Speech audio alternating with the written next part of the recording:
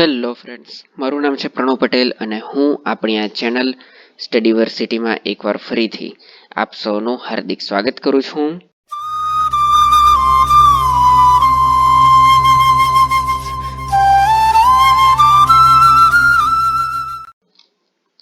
આજે આપણે લાસ્ટ લેક્ચરની અંદર રાષ્ટ્રપતિ વિશે આપણે પૂરું કર્યું હતું. તેના વિશે જેટલી પણ માહિતી હતી તે મેં તમને આપી દીધેલી હતી. અને જો તમે અમારી આ ચેનલ પર નવા હોય તો તમે તેને જોવાનું ચૂકશો નહીં અને સૌથી પહેલા રાષ્ટ્રપતિ પૂરું કરી દેજો. ઓકે, આજે આપણે જોવાના છીએ ઉપરાષ્ટ્રપતિ વિશે. ઉપરાષ્ટ્રપતિ વિશે કંઈ ખાસ આપણે જોવા જેવું છે નહીં. આજના લેક્ચરમાં આપણે ઉપરાષ્ટ્રપતિ વિશે જે પણ છે તે આપણે પૂરું કરી દઈશું અને આવતીકાલે આપણે જોઈશું વડાપ્રધાનનું. ઓકે, તો શરૂઆત કરીએ. આર્ટિકલ 63 આર્ટિકલ 63 તેની અંદર લખેલું છે વાઇસ પ્રેસિડેન્ટ એટલે કે ઉપરાષ્ટ્રપતિ વિશે. હાલમાં કોણ છે? હાલમાં છે સર વેંકૈયા નાયડુ સાહેબ. બીજું, આપણે ઉપરાષ્ટ્રપતિનું જે પદ છે તેનો બંધારણીય સ્ત્રોત કયો છે, એટલે કે આ પદ આપણે કયા દેશમાંથી લીધેલું છે? તો તે આપણે લીધું છે અમેરિકામાંથી, USA. બીજું, આમના વિશે એક ખાસ વસ્તુ છે, એટલે કે ઉપરાષ્ટ્રપતિની આપણે વાત કરીએ તો એક ખાસિયત છે. કઈ ખાસિયત? કે તેમનું જે પદ જે છે એ પદ આવે છે કારોબારી અંગમાં. એટલે કે ઉપરાષ્ટ્રપતિ જે છે તે કહેવાય છે ઉપરાષ્ટ્રપતિ જે છે તે પોતે કહેવાય છે એક્ઝિક્યુટિવ બોડી. પોતે કહેવાય છે એક્ઝિક્યુટિવ બોડી, પણ તેમનું જે કામ છે તેમનું કામ છે લેજિસ્લેટિવ બોડીની અંદર. એટલે કે પોતે ઉપરાષ્ટ્રપતિ જે છે આપણા ભારતના એક્ઝિક્યુટિવ પદ પર છે, પણ તે પોતે કામ કરે છે લેજિસ્લેટિવ બોડીની અંદર. લેજિસ્લેટિવ બોડી એટલે તે કયા અંગમાં કામ કરે છે? રાજ્યસભામાં કામ કરે છે. આપણે યુનિયન પાર્લામેન્ટની અંદર જોઈ ચૂકેલા છીએ કે તે રાજ્યસભાના સભાપતિ તરીકે કામ કરે છે. શા માટે તેમને રાજ્યસભાની અંદર સભાપતિનો હોદ્દો મળેલો છે? તો તે જો રાષ્ટ્રપતિના પદ પર નહીં હોય તેટલો ટાઈમ તે ટાઈમપાસ કરવા માટે, તેમની પાસે કોઈ બીજું કામ કરવા માટે હોતું નથી, તેથી તેમને સભાપતિનો પદ આપવામાં આવી દે છે. બરોબર ને? બિલકુલ નહીં, એકદમ સાચી વાત. યસ, તમે એ લેક્ચર જોયો છે તેથી તમને ખબર છે કે આ રીઝન નથી, રીઝન કંઈક અલગ છે. અને જો તમે આપણી આ ચેનલ પર નવા હોય તો હું તે વિડીયોની લિંક આપણી આઈ બટનની અંદર મૂકી દઈશ. ત્યાં જઈને તમે જોઈ શકો છો કે સાચું કારણ શું છે, કયા કારણથી ઉપરાષ્ટ્રપતિને આપણા રાજ્યસભાના સભાપતિ તરીકેનું પદ સોંપવામાં આવેલું છે. રીઝન ઘણું જ અલગ છે, ઘણું જ યુનિક છે અને ઘણું જ મહત્વનું છે. અને જેથી તે આપણા ઉપરાષ્ટ્રપતિને ઘણા જ ઇમ્પોર્ટન્ટ વ્યક્તિ બનાવી દે છે. તો તમે તેને જોઈ શકો છો આઈ બટન પર ક્લિક કરીને. ઓકે, અને હા, એવું હોય તો હું નીચે ડિસ્ક્રિપ્શનની અંદર પણ તેની લિંક મૂકી દઈશ, તો તમે ત્યાંથી પણ જોઈ શકો છો. ઓકે, તો આપણે જોયું કે તેમનું પદ છે એક્ઝિક્યુટિવ પદ, પણ છતાં પણ તેમનું કામ છે લેજિસ્લેટિવની અંદર. તેથી જ આ જ કારણથી ઉપરાષ્ટ્રપતિના પદ માટે કહેવાય છે કે તેઓ vice president is a bridge between legislative and executive. એટલે કે કારોબારી અંગ અને ધારાકીય અંગ બંને વચ્ચેનું એક બ્રિજ તરીકેનું કામ કોણ કરે છે? ઉપરાષ્ટ્રપતિ. કોણ કરે છે? ઉપરાષ્ટ્રપતિ. ઓકે, તો બીજી વસ્તુ, તે વ્યક્તિ ઉપરાષ્ટ્રપતિ કોના છે? ઉપરાષ્ટ્રપતિ કોના છે? દેશના છે ને, બરોબર. દેશ એટલે પોલિટીની ભાષામાં આપણે શું કહીશું? કેન્દ્ર એટલે યુનિયન. ઓકે, રાજ્યસભા કોને રિપ્રેઝેન્ટ કરે છે? લોકસભા સૌથી પહેલા તો કોને રિપ્રેઝેન્ટ કરે છે? બોલો તમારા મનમાં જ, કારણ કે આપણે આ રીતે બનાવીએ છીએ તો હું તમને પૂછવા તો આવવાનો નથી ત્યાં. તો લોકસભા રિપ્રેઝેન્ટ કરે છે લોકોને, કારણ કે લોકો દ્વારા ડાયરેક્ટ ચૂંટાઈને આવે છે. રાજ્યસભા કોને રિપ્રેઝેન્ટ કરે છે? રાજ્યસભા રિપ્રેઝેન્ટ કરે છે રાજ્યને, એટલે કે સ્ટેટને, બરોબર. તો આ જે અહીં વ્યક્તિ છે હાલમાં, જે આપણા હાલના ઉપરાષ્ટ્રપતિ છે, તો આ જે ઉપરાષ્ટ્રપતિ સાહેબ છે તે ઉપરાષ્ટ્રપતિ છે ક્યાંના? યુનિયનના. કામ ક્યાં કરે છે? રાજ્યસભાની અંદર. એનો મતલબ હું એમ પણ કહી શકું કે ઇન્ડિયન વાઇસ પ્રેસિડેન્ટ અથવા તો vice president of India is a bridge between union and state. Clear થાય છે તમને? તો જો તમને મેન્સમાં કે એવું કોઈ પણ જગ્યાએ તમને આવી રીતે પૂછવામાં આવે કે ઇન્ટરવ્યુમાં તમને પૂછવામાં આવે, કોઈ વાર ગમે ત્યારે એમ જ વાતચીત પણ થાય, તો આઈ થિંક હવે તમે કહી શકો છો ઉપરાષ્ટ્રપતિ વિશે. ઓકે, આગળ વધીએ. આ કેટલાક આર્ટિકલ છે ઉપરાષ્ટ્રપતિને લઈને. તમામ આર્ટિકલ તમારે યાદ કરવાના છે, ગોખી લેવાના છે, એક્ઝામમાં પૂછાઈ શકે છે, રોકડા માર્ક્સ છે. ઓકે, સૌથી પહેલા આવે છે આર્ટિકલ 64. શું કહે છે? હોદ્દાની રૂએ રાજ્યસભાના સભાપતિ. ઓકે, પોલિટીની ભાષાની વાત કરો તો હોદ્દાની રૂએ એને આપણે ઇંગ્લિશમાં કહીશું એને આપણે એક્સ ઓફિશિયો. શું? X officio. એક્સ ઓફિશિયોનો મતલબ થાય છે હોદ્દાની રૂએ, બરોબર ને? હોદ્દાની રૂએ. જેમ કે માની લો કે તમારા ઘરમાં સૌથી મોટું જે વડીલ વ્યક્તિ છે તે તમારા દાદાજી હોય, તો તેમની ઉંમર વધારે છે, પણ છતાં પણ આપણી ભારતીય સંસ્કૃતિ શું કહે છે કે પરિવારમાં જે વ્યક્તિની ઉંમર વધારે હોય તે કોણ છે? તે કોણ હોય છે? તે હેડ ઓફ ધ ફેમિલી કહેવાય છે. હેડ ઓફ ધ ફેમિલી કહેવાય છે. તો આપણે એમ કહી શકીએ કે મારા દાદાજી ex officio head of the family છે, બરોબર ને? હોદ્દાની રૂએ એટલે કે તે દાદાજી છે, એનો મતલબ એમ કે તે વ્યક્તિની ઉંમર સૌથી વધારે છે, તેથી તે આપણા હેડ ઓફ ધ ફેમિલી છે, બરોબર ને? તો એ જ છે કે હોદ્દાની રૂએ તે રાજ્યસભાના સભાપતિ છે. 65માં એમ લખેલું છે આર્ટિકલ કે પ્રેસિડેન્ટનું પદ જો ખાલી હોય ત્યારે કાર્યકારી રાષ્ટ્રપતિ તરીકે ફરજ બજાવવાની હોય છે ઉપરાષ્ટ્રપતિએ. શું? કાર્યકારી રાષ્ટ્રપતિ, બરોબર. તો આ પણ તમારું ક્લિયર થઈ ગયેલું હોવું જોઈએ. એટલે કે પ્રેસિડેન્ટનું પદ ક્યારે ખાલી પડે? એટલે કે માની લો કે પ્રેસિડેન્ટ કોઈક છુટ્ટી પર જતી રહ્યા હોય અઠવાડિયા માટે, 10 days 9 night વાળા કોઈ હોલિડે પેકેજમાં, એવું નથી. તો કેવા કેસમાં?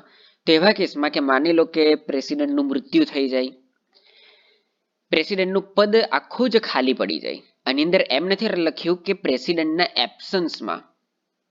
પ્રેસિડેન્ટનું એબ્સન્સ એ શબ્દ નથી, પદ ખાલી એટલે કે રાષ્ટ્રપતિના પદ પર કોઈ છે જ નહીં. હાલમાં આપણા ભારતનું રાષ્ટ્રપતિ કોઈ છે જ નહીં. એવા કેસની અંદર કાર્યકારી રાષ્ટ્રપતિ તરીકે તે આવે છે. અને અહીં શબ્દ છે કાર્યકારી. કાર્યકારી એટલે કે એક પ્રકારે ટેમ્પરરી. ક્યાં સુધી? તે પણ આપણે આગળ જોઈ ચૂકેલા છે કે રાષ્ટ્રપતિનું જ્યારે પદ ખાલી પડે તે સમયે ઉપરાષ્ટ્રપતિ આવે છે, પણ જેવું તે કાર્યકારી રાષ્ટ્રપતિ બને છે એટલે કે તે રાષ્ટ્રપતિનું પદ સંભાળે છે ઉપરાષ્ટ્રપતિ, ત્યારે 6 મહિનાની અંદર તેમણે રાષ્ટ્રપતિની ઇલેક્શન કરાવવું ફરજિયાત છે. તે એ પદ પર કાયમ રહી શકતા નથી.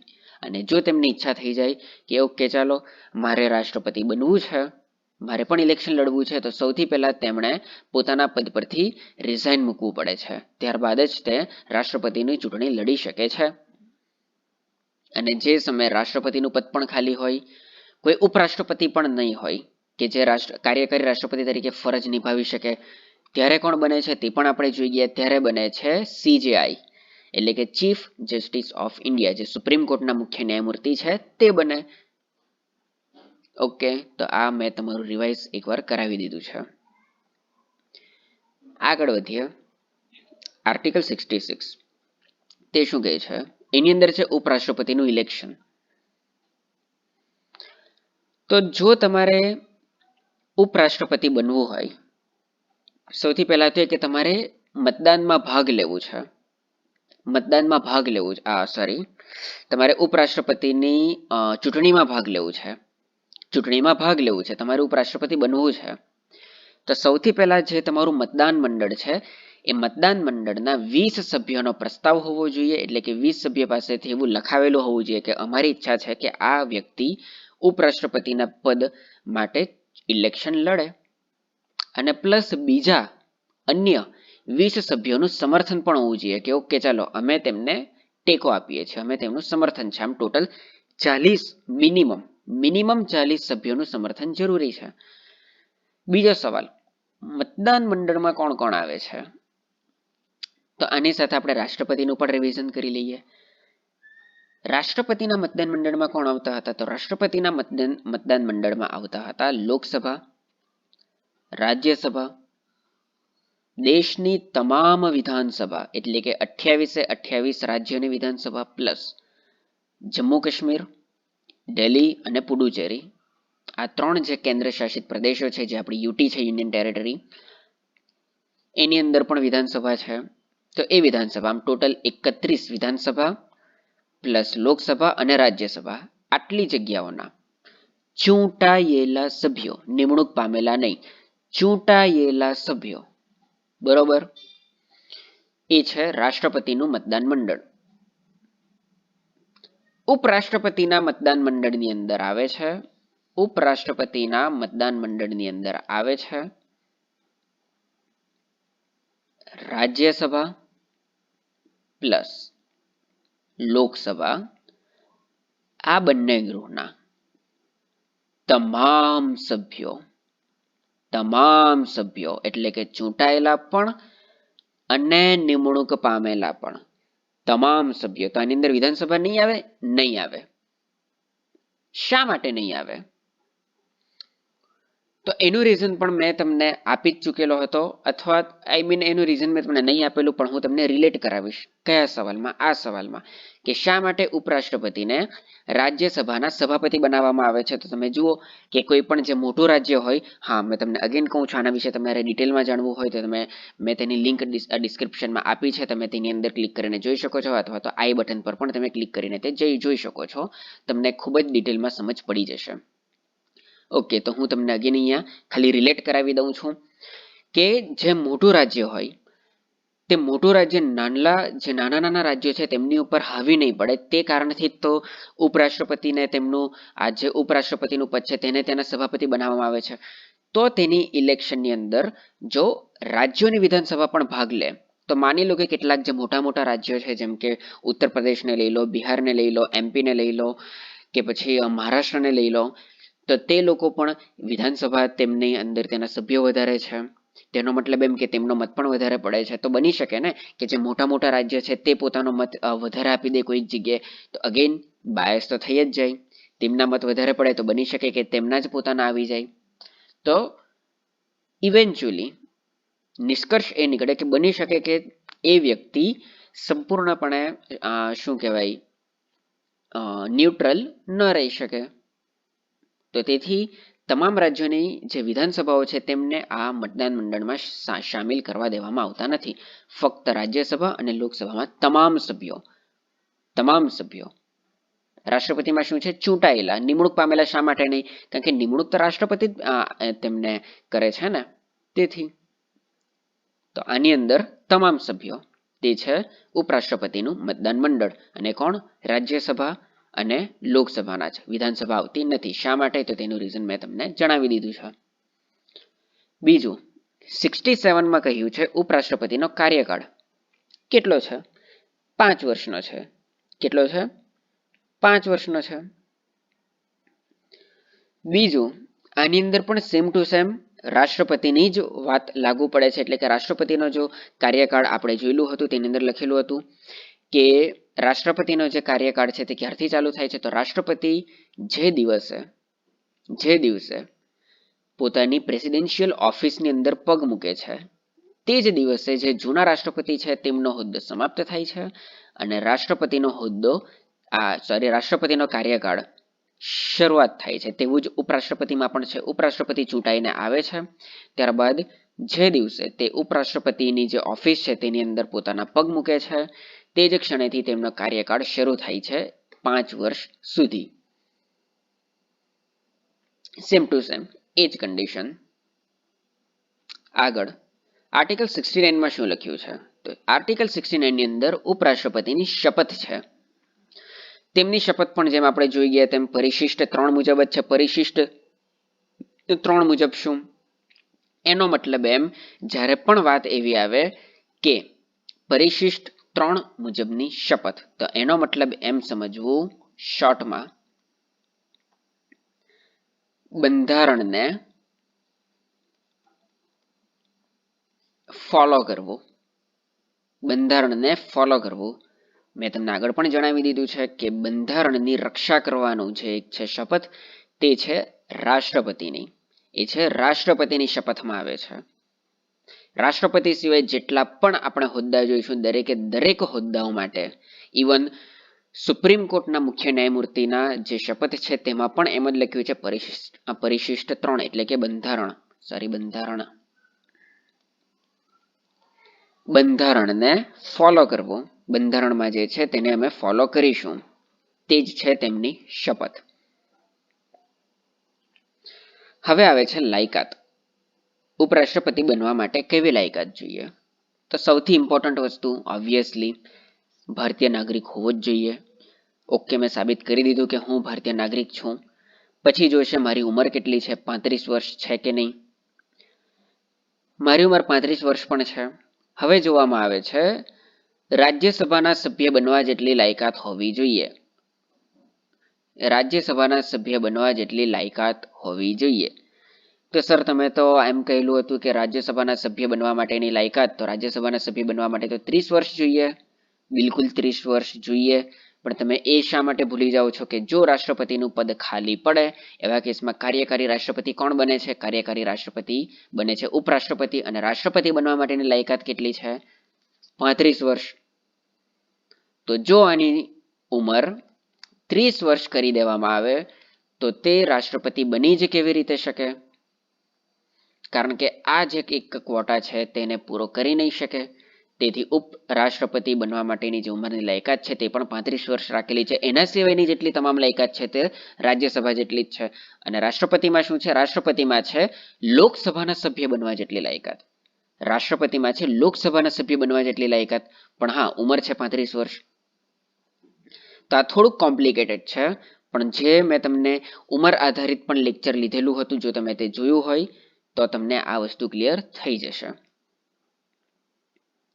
બીજું, કોઈ પણ પ્રકારનું લાભનું પદ હોવું જોઈએ નહીં. આના વિશે પણ આપણે ડિટેલમાં ચર્ચા કરી ચૂકેલા છે. એટલે કે કોઈ પણ ગવર્મેન્ટ જોબ હોવી જોઈએ નહીં. કેટલાક એક્સેપ્શન છે તે પણ આપણે અપવાદો, એના વિશે આપણે ચર્ચા કરી જ ચૂકેલા છે. તો આ છે ઉપરાષ્ટ્રપતિ માટેની લાયકાતો. બીજું, ચૂંટણી બાદ જે હારેલ ઉમેદવાર હોય તેને ઓકે, આની અંદર થોડુંક છે 1/10.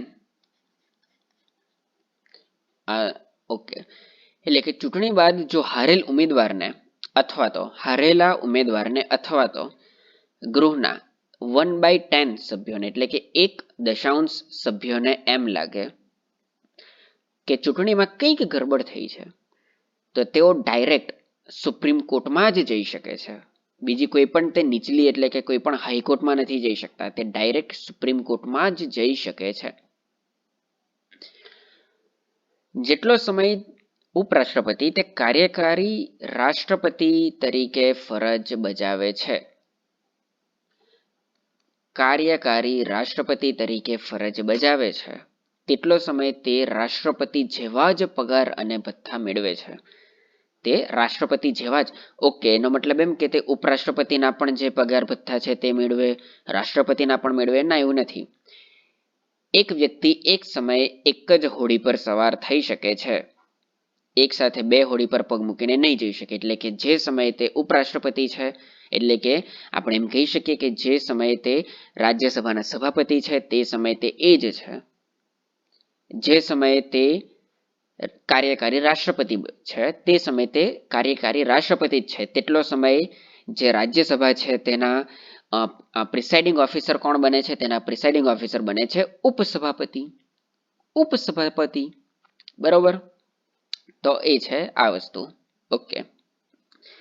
ક્વેશ્ચન, જ્યારે ઉપરાષ્ટ્રપતિ પોતે રાષ્ટ્રપતિ તરીકે ફરજ નિભાવે છે તે સમયે તેમનું જે ઉપરાષ્ટ્રપતિ તરીકેનું જે પદ છે તે કોણ સંભાળે છે? એટલે કે આપણે જોયું કે રાજ્યસભાની અંદર તો જે પ્રિસાઇડિંગ ઓફિસરનું જે પદ ખાલી પડે છે તેની અંદર આવી જાય છે ઉપસભાપતિ. પણ તે જે ઉપસભાપતિ છે તે પદ સંભાળે છે પ્રિસાઇડિંગ ઓફિસરનો. કોનું? પ્રિસાઇડિંગ ઓફિસરનો.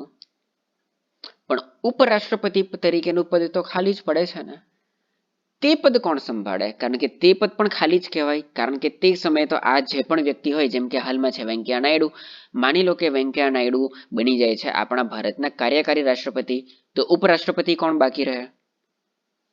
તો એનો જવાબ શું આવે? વિચારો. આનો જવાબ જો તમને ખબર હોય તો મને તમે કોમેન્ટ સેક્શનમાં જણાવજો. આનો જવાબ હું તમને આપીશ આપણા નેક્સ્ટ લેક્ચરમાં. આપીશ આનો જવાબ.